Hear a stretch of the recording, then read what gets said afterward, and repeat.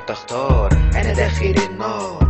انا عارف من ربنا ياما خدت الانذار، وياما سرقت ونهبت ولعبت قمار، وياما بكيت وغنيت على اهلي واهل الجار. انا عمري ما صليت في حياتي غير يوم الجمعة، وكمان اول ما بصلي في اوقات تانية بصلي بسرعة جنان. مليون حاجة تدخل في دماغي بنسى انا في الركعة كام، وفي لحظة ما الفجر يأذن بتاوب وبقى بنام.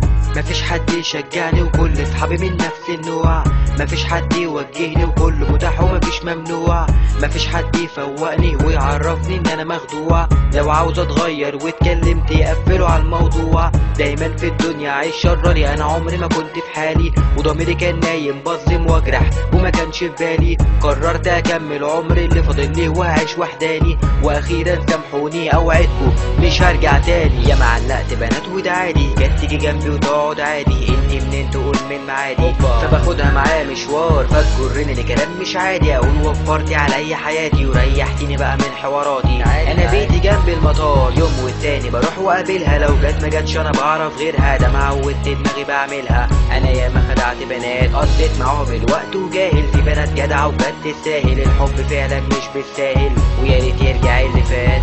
انا عايش بختار افعالي وربنا هو الستار. انا عارف ان انا مهما عملت درجاتي في الدنيا صفار، اول ما بفكر اتوب بلاقي فضايح زمان يوتيوب. بتشوفوا حد اتغير للاحسن ترموه بالطوب، طول ما انا ماشي بالشقلوب الناس محترماني واخطائي بتدوب.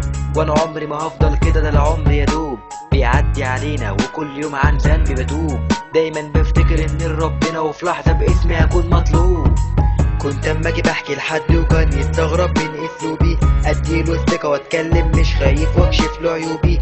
معرفش ان انا بحكي لواحد هو وغيره بيجروني، عاوزين مصلحتك وبراحتك لا شكرا علمتوني. ان اشكر ربنا هم محدش فيكم مهما سمعتوني، هيريح قلبي غيره هو دايما بيقول ادعوني. اول ما ادعي ربنا الدنيا بتظهر كده في عيوني. انا شفت كتير من الناس والدنيا وربنا يكون في عوني. من النهارده دعوتي هتفطر، هدعي لربنا ومش هفكر، ومش هقول كده مشاكلي اكتر ولا هشكي انا عايش ازاي. طول ما انا راضي ربنا بيقدر رزقه عليا اكيد ويكبر، من حسناتي من غير ما اتذكر انا راضي بكل الاحوال. اول ما بقول حاجه هعملها الاقي ربنا بيرتب غيرها، مهما عملت وقلت فاهمها ربنا شايف ومش هنساه. اكيد طبعا بزعل في ساعتها واقول طب ليه انا كنت عايزها، فجاه تجيلي حاجه احسن منها اصلي واقول الحمد لله.